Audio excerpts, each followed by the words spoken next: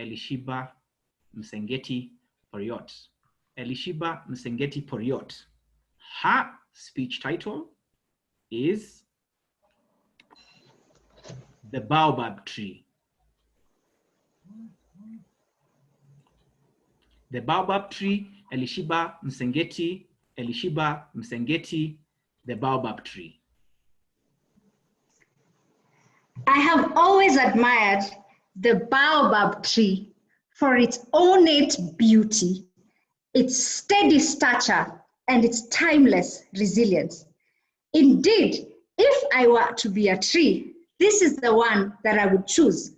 My branches spreading wide, my trunk standing steady, my roots deeply rooted in the soil, my bark lined with stories transcending generations, stories of rain and thunder and wind and drought and floods, stories passed down through generations, stories shared, dreamt, whispered, and some untold.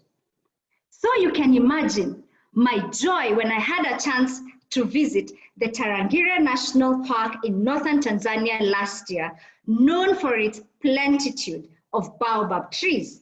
What transpired there, however, was one for the books.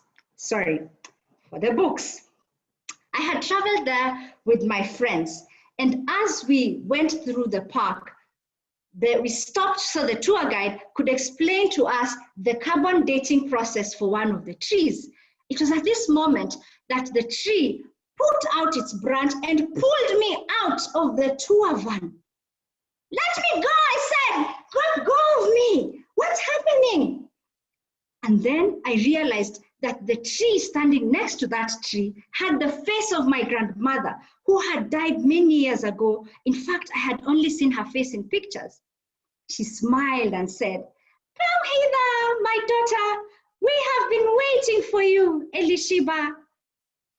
The tree that had actually pulled me out swallowed me, and my limbs started to grow longer, and suddenly I was as tall and wide as the rest of the baobab trees.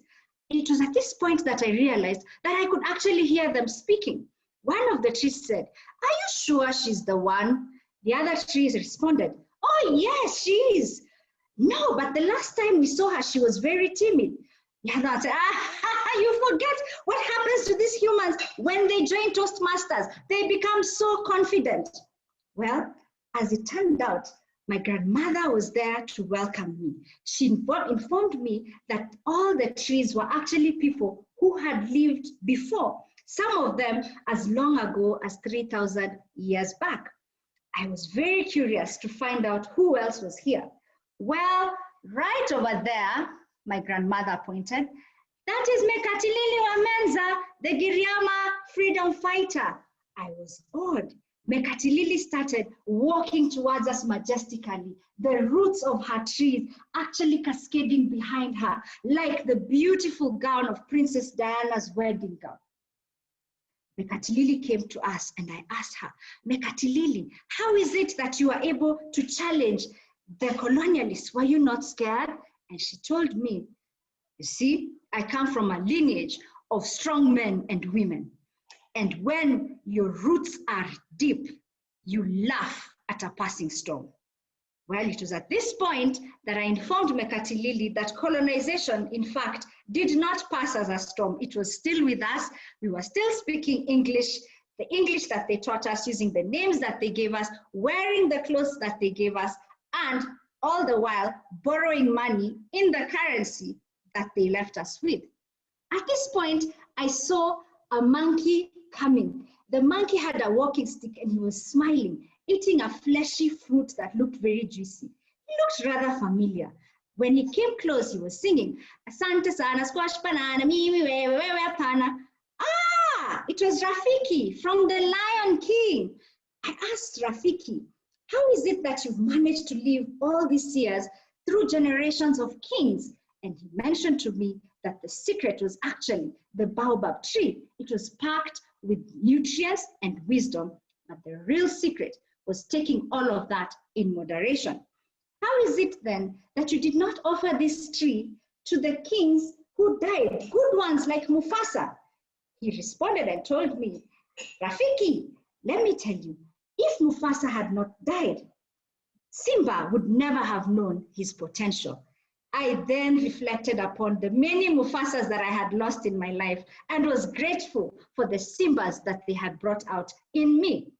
At this point, I saw another tree with very long branches. I asked my grandmother, does this tree just genetically have wider branches? Oh no, my granddaughter, this tree was Wangari Maathai's because she had so many trees while she was alive.